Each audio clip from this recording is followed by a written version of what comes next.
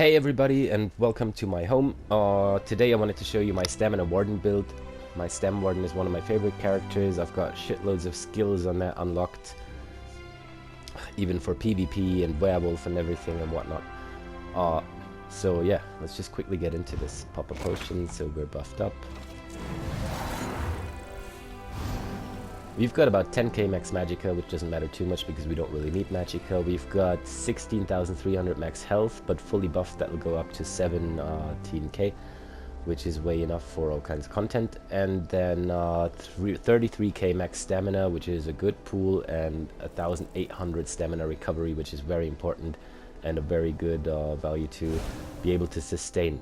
We've got 3,400 weapon damage about, but that'll go up to 3,800 or 3,900 with one of our sets. And then we've got 56% weapon critical chance, which is pretty good and allows us to use the Shadow Mundus Stone, increasing our critical damage by 18%.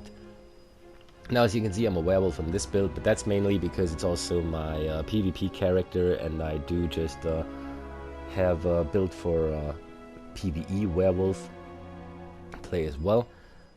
You can use werewolf or just vampire for the increased recovery. Both of them will be fine. For flat out PvE content, I'd probably suggest vampire over werewolf, but werewolf is fine as well. I'm going, like, I've not had any problems with this at all. Alright, I am a wood elf, as you can see here in the race. The reason for that is that I like the high stamina recovery and the high stamina pool. It just makes it a lot easier to sustain actual content, because you get 258 stamina recovery just for free, and you get an extra 2k max stamina just for free by being a wood elf. Also, your poison resistance is increased, and you gain immunity to the poison status effect. Another really nice bonus is that after you roll dodge, you get increased physical penetration by 1,500 for 6 seconds. Now, in trials or well set up trials groups, that wouldn't matter too much because the physical resistances of the bosses are lowered by the tanks and healers and several debuffs anyway. But in 4-man content or 1-man content, like Veteran Maelstrom Arena or Veteran Dragonstar Arena or all kinds of veteran dungeons, DLC dungeons, this is actually a very nice buff because it'll allow you to burn down bosses or ads a lot faster with the increased physical penetration. Just since 4-man groups probably won't bring all the buffs that a whole 12-man trial group will bring, or debuffs, shall I say. Okay, let's get right into the skills. Almost all of our skills are from the Animal's Companion skill line. We're not using anything from Green Balance or Winter's Embrace, but some of the passives are still pretty good to have. I'll get into that later. So first up from Animal's Companions is Cutting Dive. This is one of the strongest class spammables in ESO right now, since they added the bleed and off balance. What it does is you command a Cliff Racer to dive bomb an enemy, dealing 8,600 physical damage. But if the Cliff Racer travels more than 7 meters, you can set the target off balance for 7 seconds. And then if the target is off balance, you can cause bleed for 7 seconds, causing them to bleed for 8,900 physical damage. And this effect can also stack.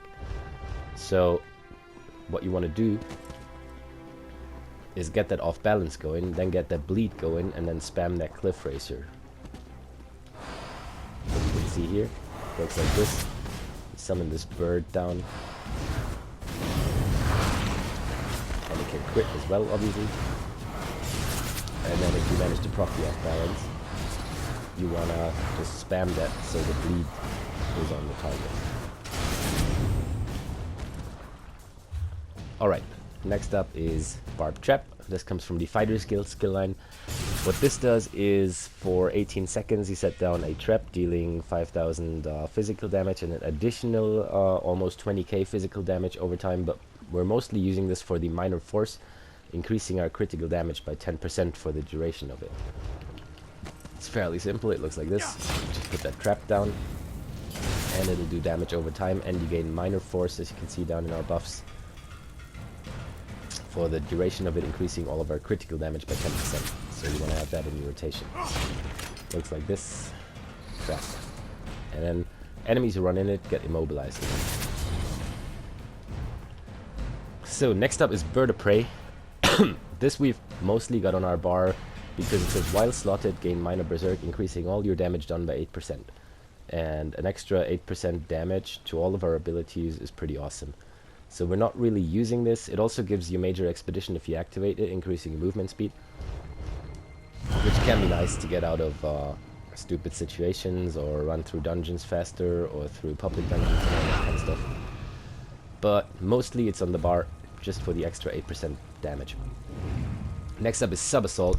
This is really cool. This deals around 15k poison damage after a cast time of 3 seconds, and it also puts major fracture on the enemies, reducing their physical resistance by 5k for 6 seconds. Now, on a Trials boss that wouldn't be too important because the tank's already put in major fracture on the boss by Pierce Armor, by taunting him. But for ad pools, this is actually pretty great because you got like, say, 8 or 9 ads in front of you, and you just do this, and all of their physical resistances get lowered down by 5k for 6 seconds. So this is an area of effect thing as well. It's 27 meters, and it looks like this about. Has a 3 seconds cast time, and after 3 seconds these bugs come up and hit the target.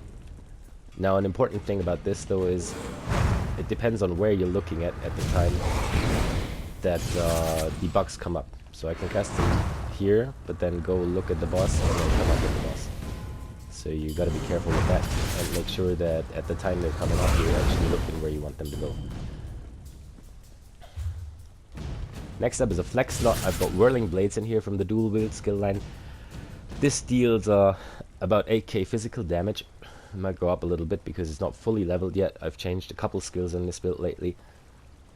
And it deals up to 100% more damage to enemies with less than 50% health. So it's really nice for ad groups and also really nice for execute.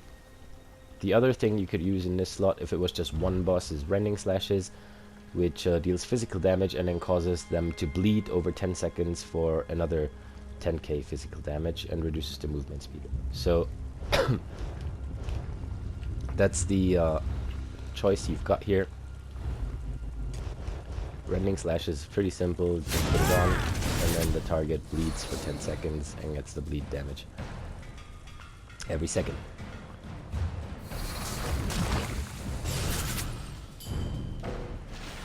I gotta quickly wait until we're out of combat so I can show you how Whirling Blade looks.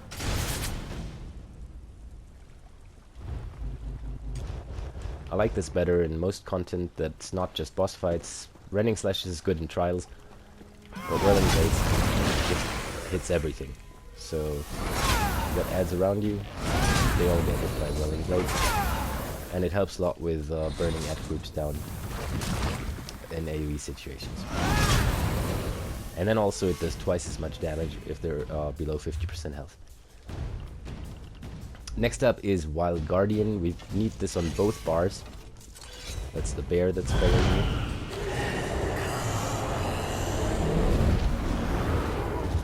And what it does is it'll attack a target at all times randomly. It'll just be there and continuously deal a little bit of damage. And then for 75 ultimate, you can activate the Guardian, and then it'll deal an extra 16k physical damage. It'll also deal 100% more damage to enemies below 25% health. So there's another built-in execute, like with Whirling Blades. And it's only 75 ultimate, so you can pretty much use it every second or third rotation, which is very nice for us and allows us to play with sets a little bit, because there's lots of sets that are good for people with cheap ultimate, like War Machine, who gives everybody else Major Slayer then. Oh, not everybody, but like 2 people I think it is. So that's an option as well for that. Either way, the bear's always there. It always does a little bit of damage, and for 75 ultimate you can activate it, and under 25% health it deals twice as much damage. Quite good then. Next up is Poison Injection on the Backbar. This comes from the bow skill line. What this does is it deals 4,500 poison damage and additional 9,000 poison damage over 10 seconds. and also deals 100% more damage to enemies under 50% health. So this is also pretty good for execute, just like the bear and the whirling blades. So we've got a lot of built-in executing already in these skills. Pretty simple, looks like this. Just fire an arrow at it, and then it will just take damage over time. Now let me quickly put the bear away, or else it will keep attacking things and never get out of combat. Seen all the buffs, by the way. We've got a pretty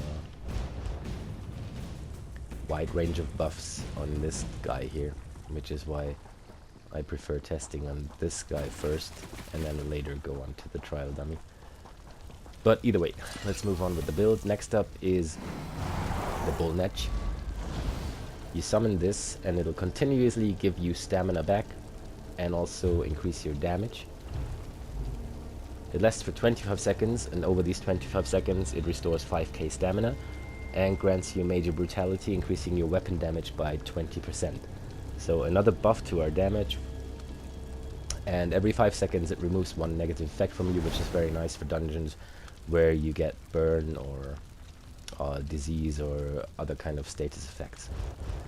So you want to renew this every 25 seconds, make sure it's always up. It increases your stamina recovery, even though that doesn't really show in the character sheet, I believe. It's just the 5k you get back over the 25 seconds, but it's very nice as well. Plus the major brutality is also really good for our damage. Next up is Echoing Vigor. This comes from the Assault skill line, meaning you'll have to play a bit of PvP for this.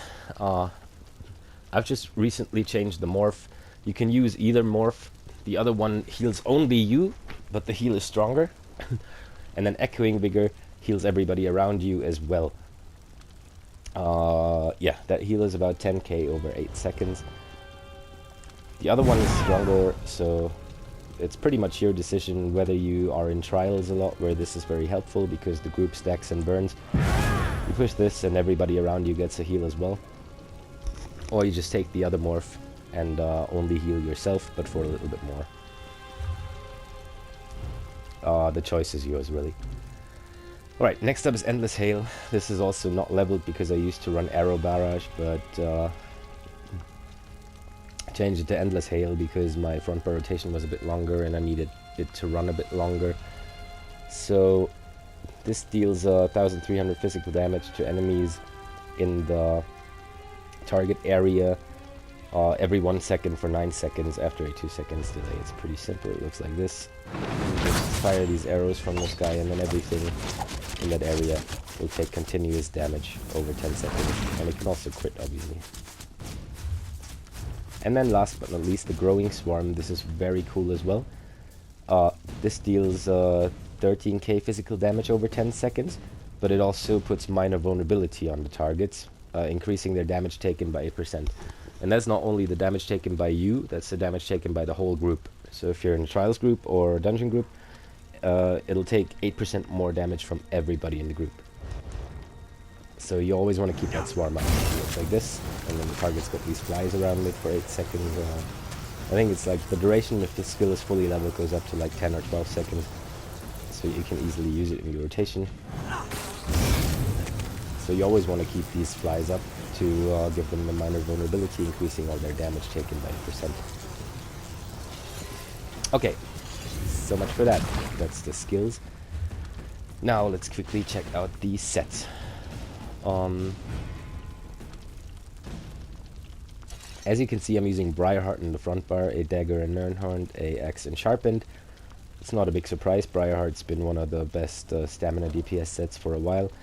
Reason that is because it brings us a lot of critical. We've got 2 weapon crit bonuses, 1 stamina bonus, and then when we deal critical damage, we increase our weapon damage by 400 for 434 for 10 seconds, and also our critical strikes heal us for 588 health. So we want this on our front bar. We want this to proc on our front bar because that's where we want the increased weapon damage when we do all our spammables and sub-assault and cliff racers.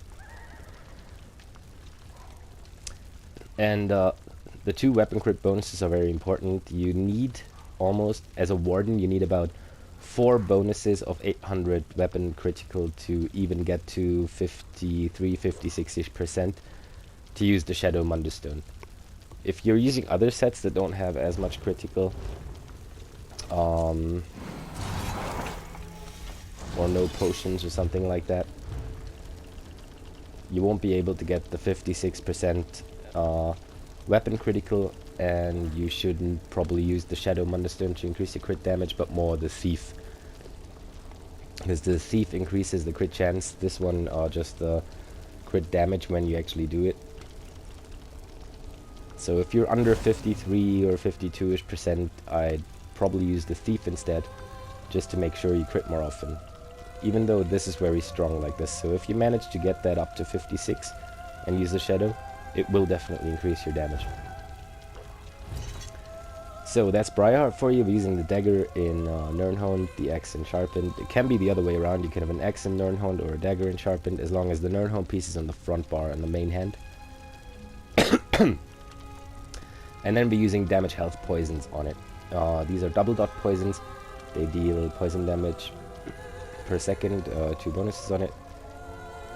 And then obviously the Briarheart jewelry. This should be in purple and in Bloodthirsty. The reason I've personally not transmuted them to Bloodthirsty yet is because I'm kind of waiting for the golden vendor in Cyrodiil to sell gold Briarheart rings, and then I'll transmute those. Because if I transmute the blue ones now and get them up to purple, and then she sells golden rings, which I can't afford, like a week later, I'll bite my own ass. So they should be in Bloodthirsty, but yeah, I'm just waiting for the gold rings. If you farmed purple rings in Hrothgar, just you can transmute them as well. The difference isn't too big from purple to gold, but yeah, it's just something I don't want to waste transmute crystals on right now, because there's a chance that she'll sell them sometime soon anyway. You do want weapon damage glyphs on that though, the gold ones preferably, that give you 174 weapon damage per piece. So jewelry and front bar weapons, Briarheart. You can also work with a two-hander. It doesn't really make too much of a difference because we're not really using much weapon skills actively anyway, except for whirling blades, rending slashes. So you can also run it with a two-hander and sharpened, or a dagger and axe, the front bar one in Nirnhond and the offhand one in sharpened. Alright, next up is the Maelstrom's bow. This should be infused with a weapon and spell damage berserker glyph on it. And what this does is it increases the damage of volley, that's endless hail / arrow barrage, by 320 each tick. So you can actually see that here. If I put volley down and then go to my skills, the damage should technically go up. I don't know why it doesn't right now. Maybe I'll have to check it out in the actual bow skill round.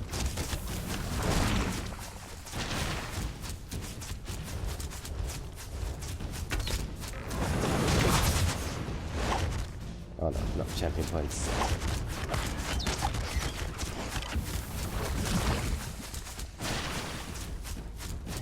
I guess this is bugged right now, but now it says 2,495. The damage goes up per tick though, like every second it should go up. Now it's 2,300 again. Yeah, this is a bit weirdly bugged here. Let me try it over there.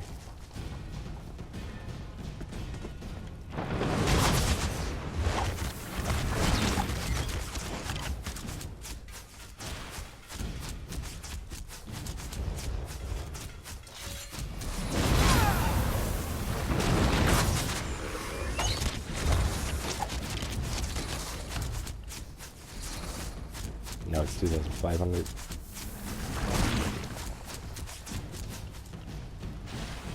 Oh, there's 3,000. So it's probably the one on the bar that I have to look at. Sorry for the inconvenience. There you go, volley. 2,200, 2,600, 2,900, 3,000, 3,300, 3,500. So the damage goes up with that Maelstrom bow per each tick. It's a bit weird that you have to look at it in that way. Because just before I did the video, it just went up by looking at the thing, but now I have to swap skills.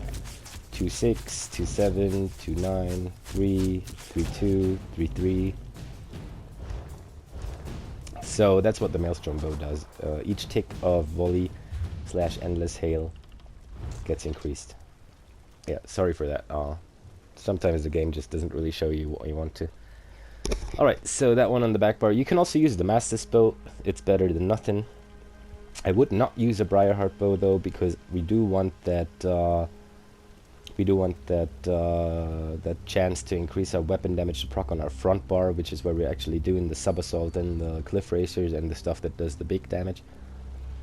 So if you can get a Maelstrom bow, that's perfect. If you get a Master's bow, that's fine as well. And if you fail to have any of these, I would probably go with an agility bow. Just buy an infused agility bow at one of the guild traders, or see if you can get one, just so you don't get Briarheart proc on your back bar. Alright, next up is Relequen, obviously. This gives us another 2 weapon critical bonuses. And also gives us Minor Slayer, increasing our damage done to dungeon, trial and arena monsters by 5% at all times.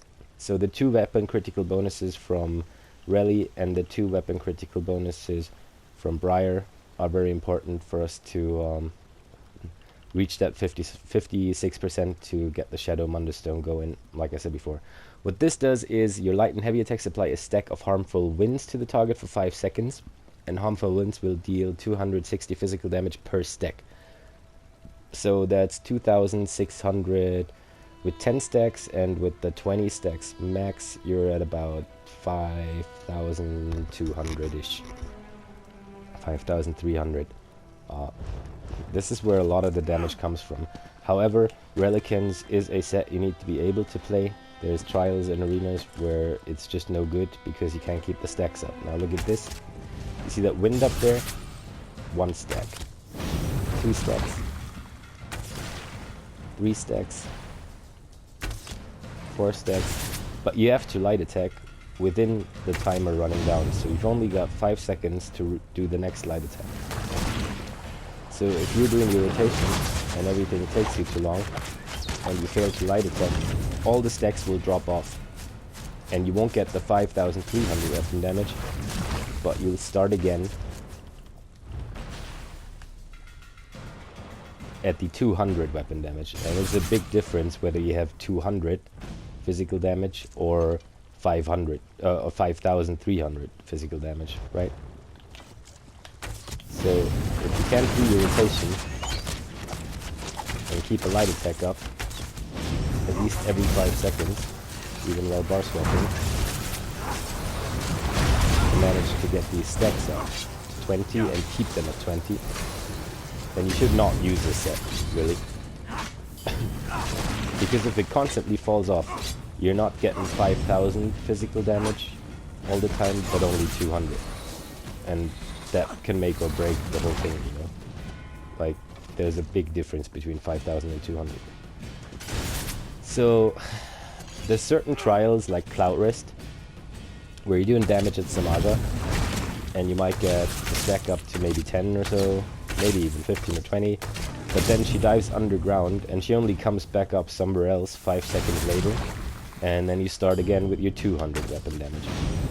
Not weapon damage, sorry, 200 physical damage. So, Relequen, yes, it's one of the strongest stamina DPS sets, but there's no point to it if you can't really keep the stacks up, because then it'll do a lot less damage, and it's not really worth running it. Another thing is, like in dungeons or trials, if you already know that you're gonna be rezzing, like a res takes longer than 5 seconds, so you're gonna lose all of your stacks. If there's adds that you need to fight, you're trying to keep your stacks up here, but then you need to quickly go over there, kill all these guys, and by that time you've already lost your stack over there. Really doesn't make sense. So Relequens make sense if you can keep the stacks up. If you can't keep the stacks up, don't use it. No point to it. Okay, so I'll get into optional sets later on, just in a minute. I'm running Velidreth here still. Celine's technically is a little bit stronger, but I do like the 124 weapon damage bonus. Celine's has a 1k stam bonus, and I also like that the spores can work at range. The Velidreth set is these 3 little poison balls spawning, these here, that will rush out and try and hit the target. They deal 1,400 disease damage about. And there's a 20% chance to them, so it procs quite often. So I prefer I prefer Veli still just because it works at range as well, and sometimes I play this as a bow build. That's why I'm usually just sticking to Rally, because the damage difference to Celine isn't huge. But Celine's is technically the set with more DPS output. However, if you put on Celine's,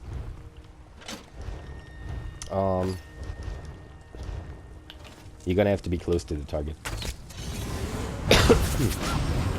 what Celine's does is this bear that comes up. Let's see if we can get that one.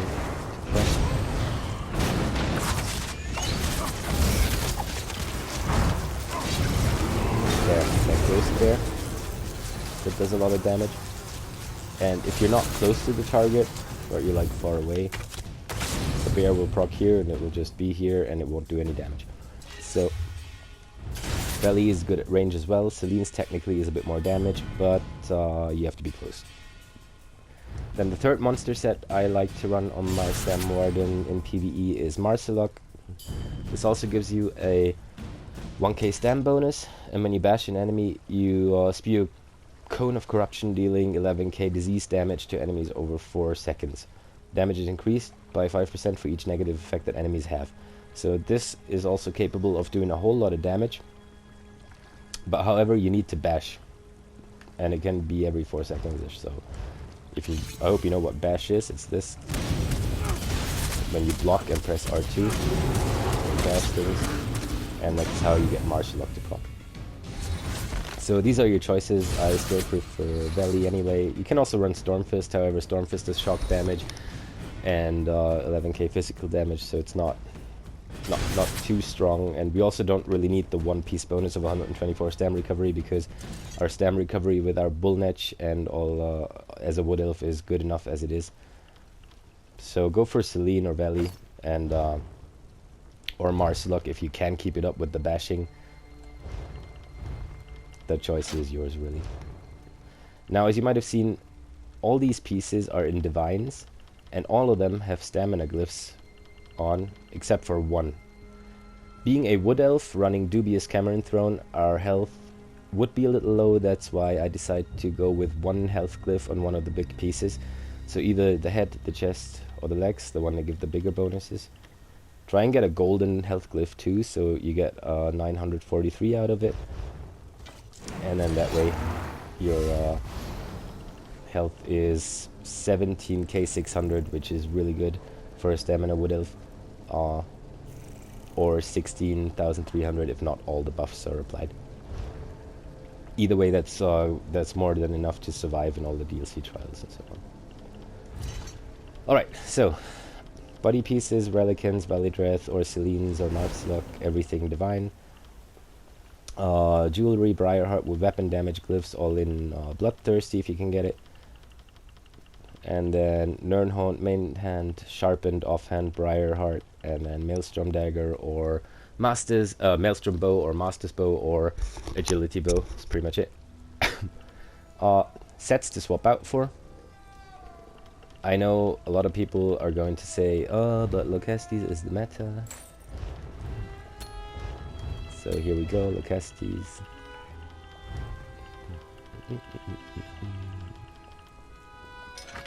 Nirnhound front. Sharpened offhand. And now what you see is, even with our potion running, our weapon critical drops down to 48%. Our weapon damage is a little bit higher, but 48% is not really good enough to run the Shadow Mundus still. I probably wouldn't swap Mundus just if I'm using Locestes in the trial, because you might get some more buffs from a healer or other DPS. But we're losing out on the we're losing out on Briarheart's 2 crit bonuses, which drops our crit by quite a bit, and 48-ish is actually not good enough to run the Shadow Mundustone. So yeah, in trial situations I'll probably just keep it like that and rely on the group.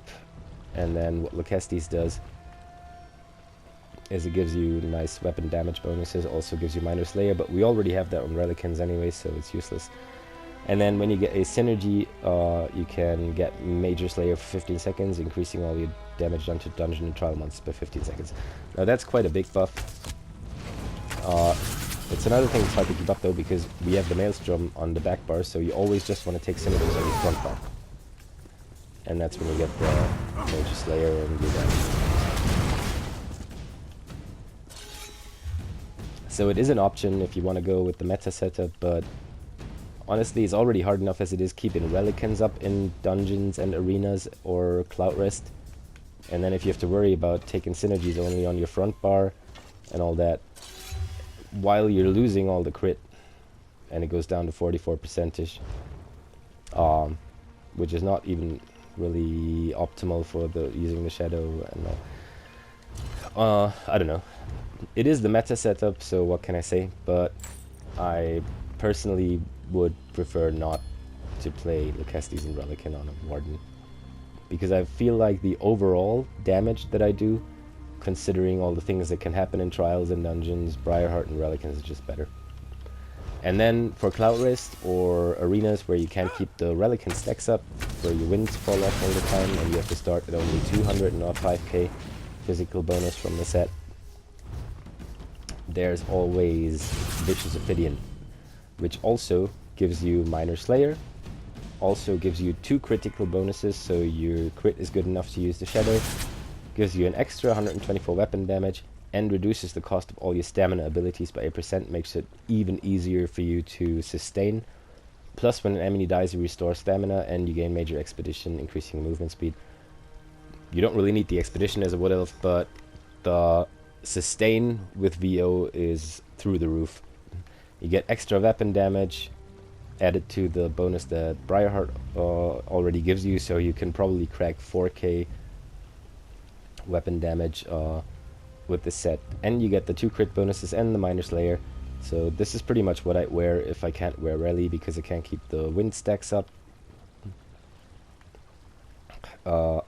And then it's a lot easier to sustain as well while you're roll dodging and rezzing and everything, and all your stamina abilities cost less. So this is probably what I'd do. Oh, like, this is not probably what I do, this is what I do. That's why I got the full set and Divines as well. If I can't keep up Relequens. Now, there are a couple options now for sets generally.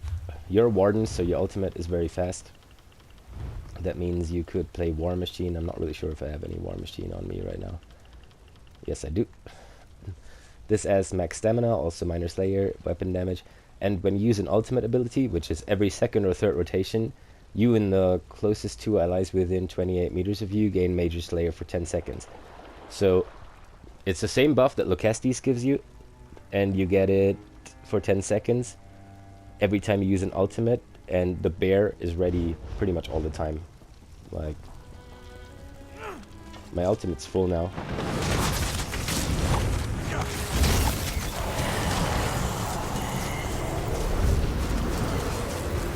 But even if I use the bear, and then go on with my rotation,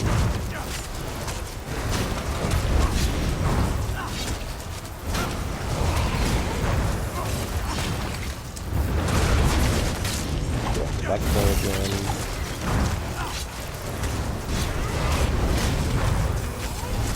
And there it is. So that was just 1.5 rotations pretty much. So every second or third rotation, your bear will definitely be ready again.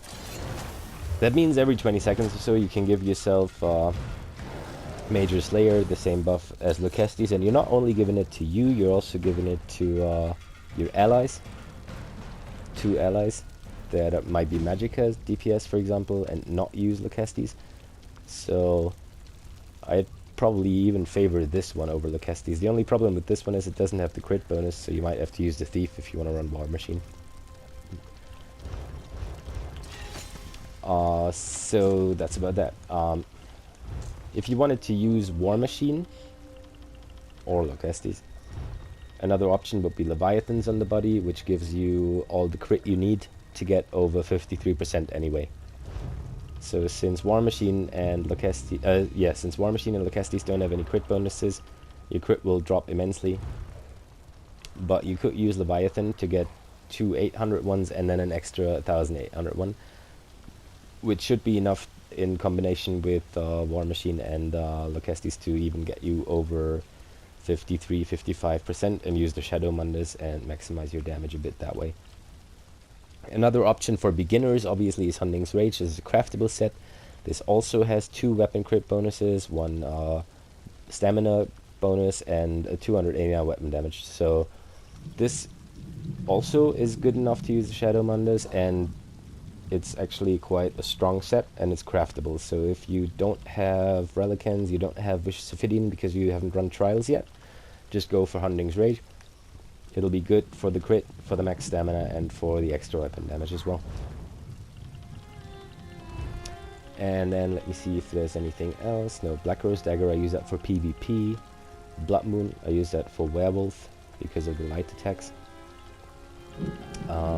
Spriggans I use for PvP. Zogwins is a great set to have if you want to go with a bow build, because the cool thing about the Stem Warden is it's not too hard. You basically just keep most of these skills except for that one, because you're not going to be close enough for whirling blades, and then put stuff like Lethal Arrow, Acid Spray on,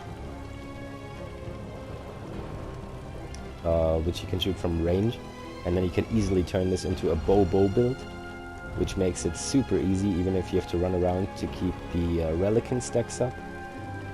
And then on the second set have Zogwins, which gives you also 2 weapon crit bonuses, a lot of penetration, and then when you deal critical damage you gain stacks of precision, increasing the weapon critical even more. So, but that's just for bow. If you're more interested in bow, just like drop me a comment in the video and I'll see if I can explain that better for you. Failing that, just check out Zynode's channel. That's XYNODE, because he has a great bow stamina warden build that's called Yogi.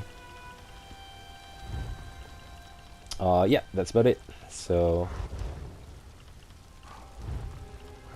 the videos turned out a lot longer than I already wanted it to be. I'm probably not going to go through all the passives just real quick. You obviously want all of the ones in Animal Companions, because we're using all of the Animal Companion skills. So all of these are going to be very important for us.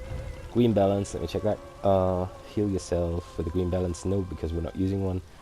Heal an ally with a Green Balance, nope, because we're not using one. Healing done with Green Balance, nope, because we're not using one. When you activate a heal on yourself or an ally, you grant the target minor toughness. This should also work with Vigor, which we're using. The heal that heals us and our allies around us. So this last passive, Maturation, I would get. Winner's Embrace. Increased chance of applying chance. Nope, we're not using any of the abilities. Increases for every ability slotted. Nope, we don't need that either. Reduces the effectiveness of snares applied to you. Yes, I would get that, because that's not that doesn't have any. You don't need an ability of these slotted to get that. So Icy Aura I will get, and then increases your magic and frost damage. Well, we're not doing magic or frost damage really, so probably leave that out as well. But Icy Aura is nice here, and then Maturation is nice here. That's the only 2 passives you really need from these trees. Obviously you want all of the dual wield passives and all of the bow passives. You want the first 3 light armor passives, because the second ones only count if you wear 5 or more pieces of light armor, which we're not doing. And then you want all of your medium armor passives. I left that out because I don't sneak, so I didn't really care. But you can get it if you do a lot of sneaking. Heavy armor, also just the first 3. Because these 2 are when you have 5 or more pieces of heavy armor, which we don't have. I've got all the werewolf here, but you can go vampire or werewolf. As I said, vampire is better for the sustain, but since this is also my PvP and PvE werewolf and stuff, obviously I'm a werewolf. Fighters Guild, get all of these. This one reduces the cost, this increases your weapon damage, and we do have one slotted here, the Barbed Trap. You generate ultimate when you kill undead, dead, or werewolf, very good. And also your fighter's guild abilities deal 20% more damage to undead, dead, or werewolves, also very good. Mage's guild we don't need. Undaunted, you want to definitely get them. Activating an ally synergy restores 4% more max health and stamina and magicka. And we do use one light, one heavy, and one medium in case you haven't seen it. So it increases your max health, stamina, and magicka by 6% just for having all these on. You don't need any of the passives in assault and support, and definitely your racial passives you want. Alchemy you want medicinal use, so your potions last longer. I just remembered, in case I haven't shown that before, helmet's light, shoulders are heavy, everything else is medium. I do prefer the 5-1-1 setup because I get a little bit more max health, magic, and stamina. And I'd rather have the max health because I'm already running health cliff on the big piece here to get to my 16.5k-ish. So it definitely helps that way, and it's easier to survive for survivability, really. Okay, so much for that. Quick champion point check. 72 Ironclad, 16 Spell Shield, 56 Elemental Defender and Hardy, 51 Thickskin, 19 Quick Recovery, 44 Warlord, 75 in Tenacity, 75 in Mooncalf, 56 in Tumbling, and 20 in Shadow Ward. Get the Treasure Hunter passive as well, so you get better loot. Only 2 in Physical Weapon Expert, 44 in Master at Arms, 51 in Thaumaturge, 56 in Precise Strikes for a crit, 61 in Piercing, and then 51 in Mighty to increase all our physical damage. The 61 in Piercing you need unless you're running Zogwins or a set that already gives you a buff, or unless you're actually roll dodging all the time, then doing damage for 6 seconds, then roll dodging again, doing damage for 6 seconds. But I don't think anybody's insane enough to do that, so that's about it. Yeah, that's about how I run my my Warden. As I said before, it's a really cool class to play, and what's also really cool is that you can do a lot of things at the same time without having to change any skills. Like these skills here, Silver Shards, Ring of Preservation, Camouflaged Hunter. I mostly run that if I'm going bow. Obviously I do also run Lethal Arrow and Acid Spray if I'm going bow. Or I'm running a two-hander with Dizzying Swing, Executioner for momentum if I'm in PvP. Or I'm running dual wield on the backbar actually in PvP with Quick Cloak on it and the Black Rose Prison Daggers on the backbar. These skills are really good for PvP as well. Soothing Spores, Nature's Embrace, and Ice Fortress and Permafrost. So you can really go all in with a Stamina Warden. Like you can do everything on it and you don't have to morph skills around and stuff. You might have to change your CP if you're going seriously into PvP. And then if you're running Blood Moon and Relequen with the Moloch Kino monster set, you can do a really decent werewolf build, which just in werewolf form by light attacking and using the skills can already crack like 70k on Trial Dummy. So there's a lot of great stuff you can do with the Stamina Warden. I hope you liked this video. Turned out to be a little bit longer than expected, but Stam Wardens are just really cool class. And they're so versatile too, you can do almost everything on them. So yeah, enjoy this and see you next time.